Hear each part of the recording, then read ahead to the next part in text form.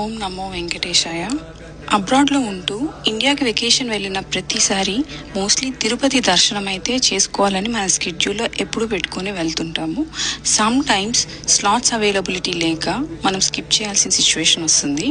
So మీరు కూడా అలానే సిచ్యువేషన్ ఫేస్ చేసి ఉంటే ఈ వీడియో మీకు హెల్ప్ అవుతుంది అనుకుంటున్నాను.